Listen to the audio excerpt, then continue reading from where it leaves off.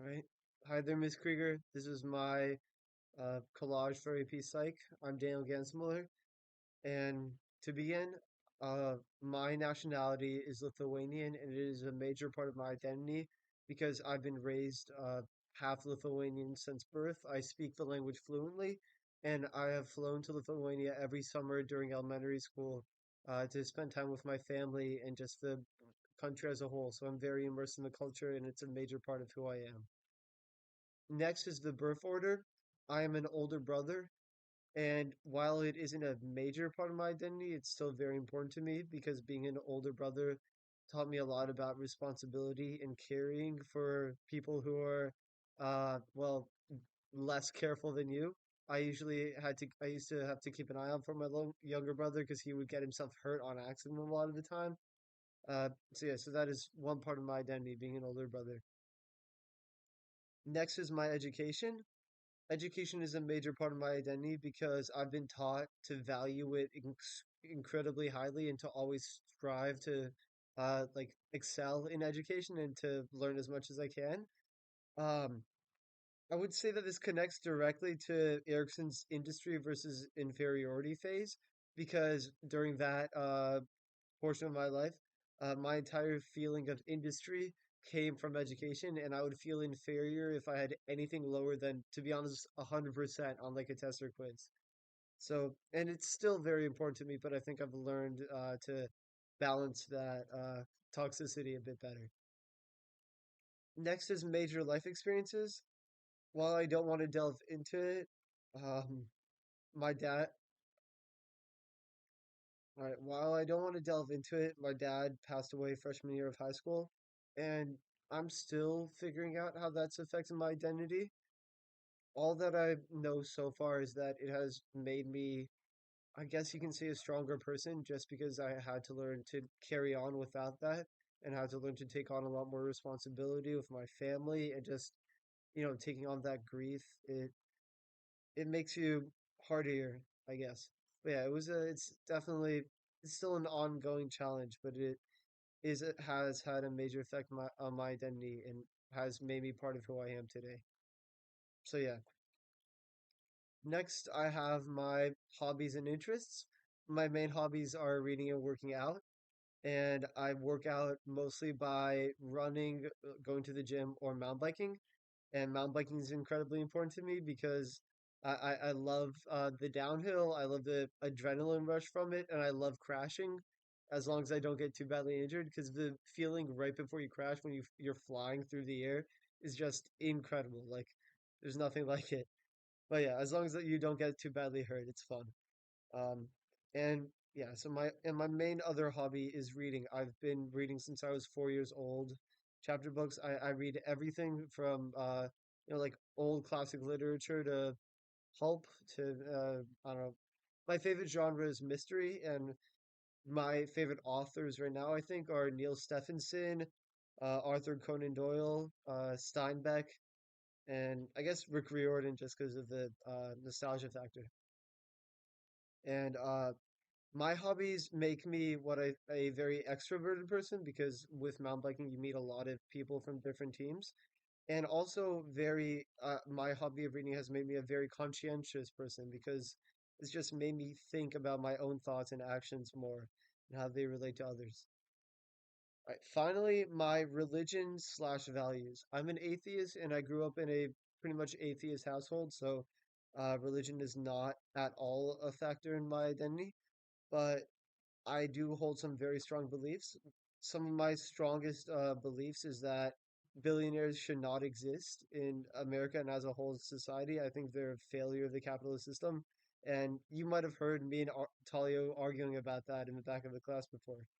Um, my one of my greatest values is nature. I believe that it is like we should protect it more than anything else on earth, and it is just like so incredibly important and beautiful, and it's one of the things I care about greatly. So, yeah, thank you. And now a reading of my letter to 10-year-old Daniel. Dear 10-year-old Daniel, how you doing, pal? It's probably a bit odd hearing from me. From what I remember of 10-year-old you, you only had a few friends at the time who were feeling lonely a lot of the time. Well, I have good news and bad news. The good news is you're going to get a ton of new friends, but the bad news is you're going to go through a sort of vicious cycle of drama in many of your friend groups, which will fall apart and then sort of reform with new people and then fall apart again.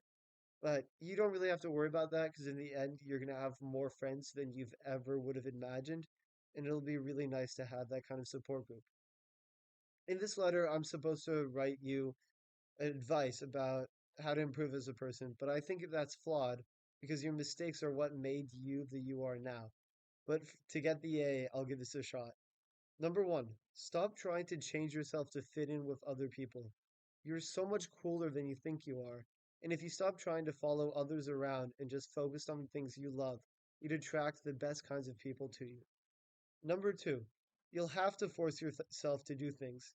We are at heart an incredibly lazy person, and we're going to develop an addiction to Instagram and TikTok in a few years, even though you don't know what that is yet. We're incredibly lazy. So for us to succeed, you have to force yourself to just do the things you love to improve at them, like working out and educating yourself and making friends. You have to put yourself out there. So just show up and do the work. Finally, number three, life is going to really, really, I can't emphasize this enough, really suck sometimes. I think that we have gone through shit in our teenage years that many people couldn't even imagine. You're going to lose things that matter to you greatly, and there's no way to avoid the pain of it. All I can say is that you get better, the scars fade, and you become a lot stronger for it. All right, all right. Here's my bucket list of things that I want to achieve before I die. Number one, hike the Pacific Crest Trail. I've been upset. I love camping and backpacking. I've been obsessed with since I was a kid, and hiking the Pacific Crest Trail seems like the greatest odyssey of my life. If you don't know, it is like unimaginably long from the bottom of Mexico to the top of Washington. So it borders right on Canada. It's just unimaginably large and beautiful and isolated, and I really want to do it. Number two, go to Europe with my friends. I might be able to achieve this goal this summer, but I've been going to Europe for many years since Lithuania's in Europe. But the idea of showing off Lithuania and just exploring the rest of Europe with people I care greatly about is unimaginably fun. It's just, it sounds incredible. Number three, writing a book. Obviously, I already said I've been reading since forever, so writing a book feels very meaningful to me. And I've already sort of got some ideas about books that I would want to write, but it's kind of a lot harder putting pen to paper. Number four, taking ayahuasca in a ceremony. I think that having a very deep and well controlled psychedelic experience could sort of transform me and help me understand myself and life better as a whole. And it would be a lot of fun too, I feel like. Number five, actually successfully watching a movie marathon with a friend.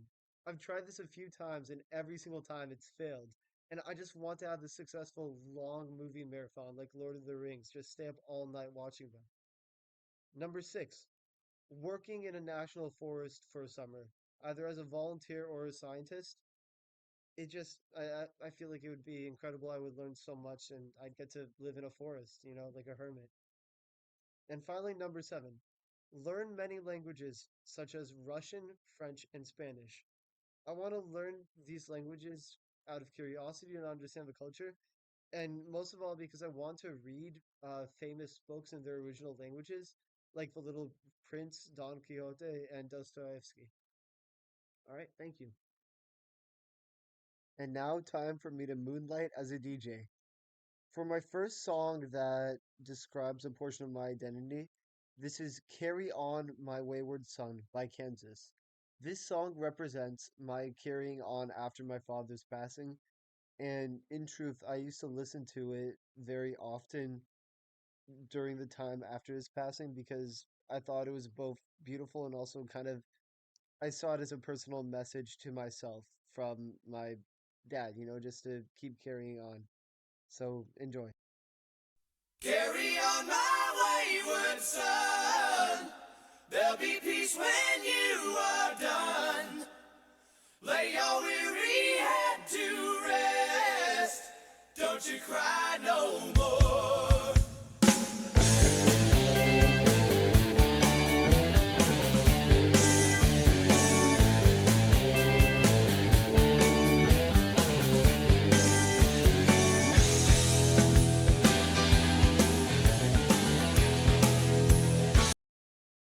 I'm sorry to end that awesome music, but we have many more on the list. Number two is Baba O'Reilly by The Who. This is one of my favorite songs of all time, and what I would strongly argue is the greatest rock song of all time. For me, it represents how far I've come as a person and just how wide and open the future is. It gives a lot of hopeful energy to myself and is very meaningful.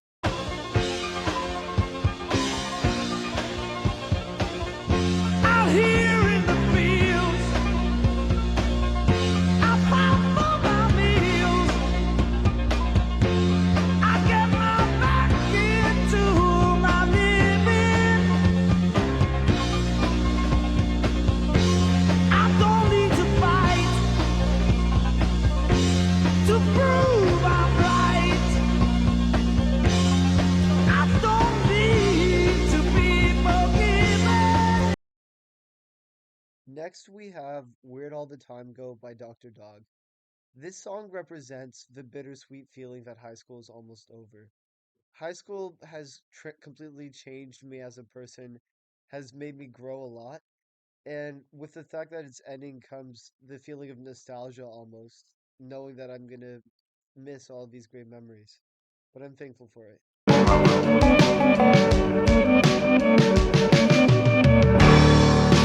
Where'd all the time go? It's starting to fly.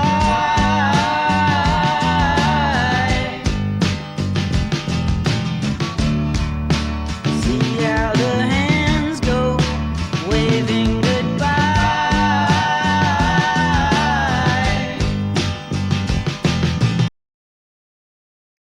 Up next, we have Bandit by Don Toliver.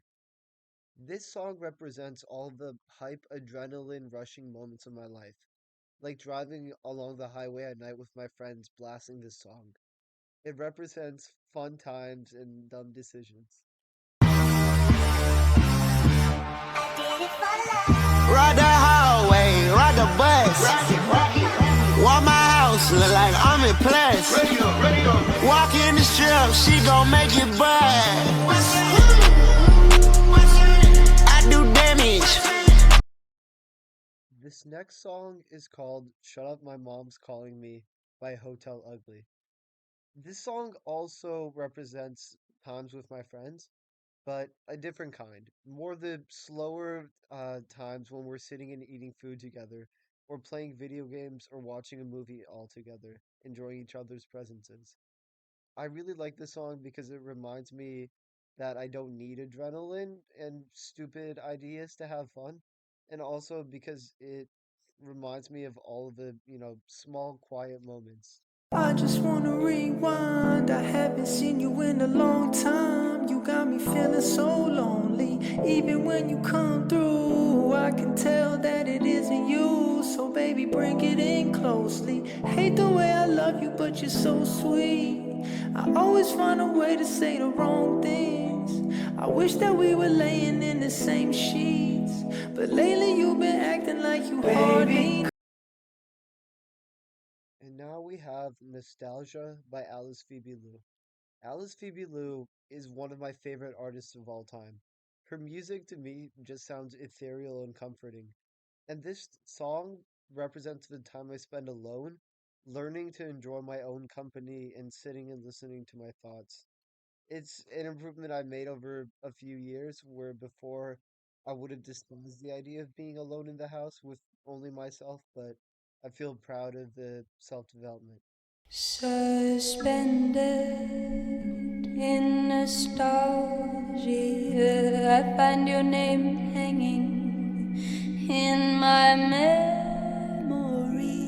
I fill myself up with your gaze. Oh,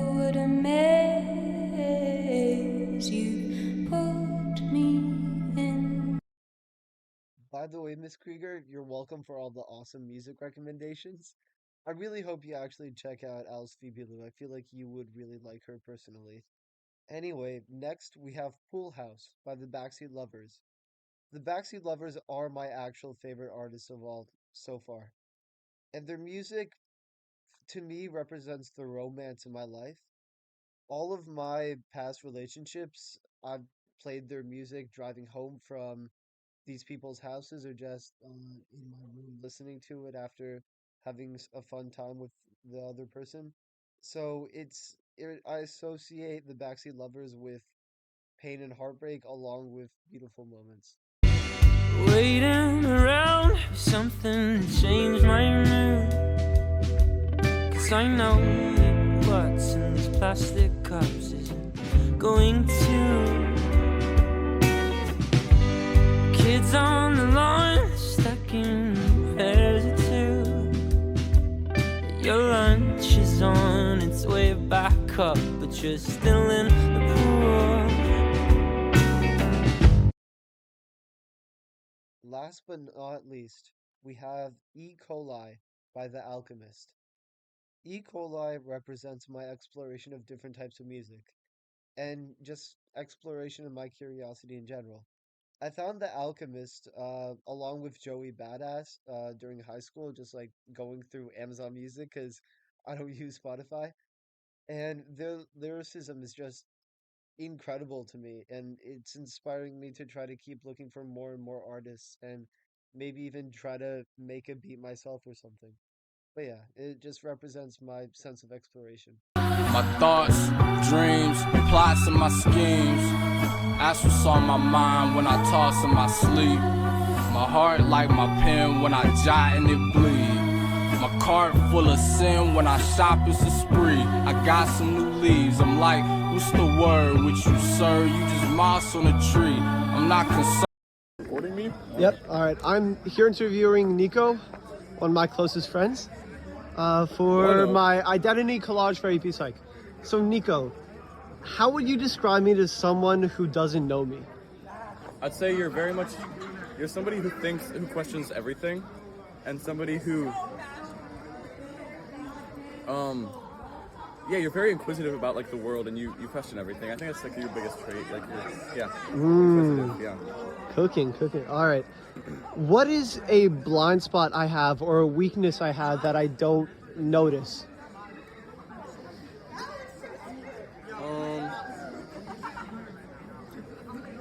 I'll do everything. Yeah, I'm perfect.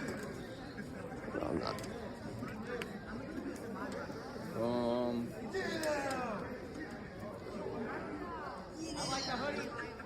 I feel like you're a bit hypocritical sometimes with some things. Ooh, okay. That's probably valid. All right. I'm going to skip that one. What are my best traits, would you say? Best traits, you don't wait for things to just come around. Like you go and like you make an effort to like make things happen. Like you're like very much like proactive. Like if you want something to happen and you want to do something, you go do it. Thank you, sir. All right. I guess if you were to compare my personality to any fictional character, who do you think would be similar? Little thinker there, huh? Oh, this is tough. I don't know that many characters. Hold on. Ooh.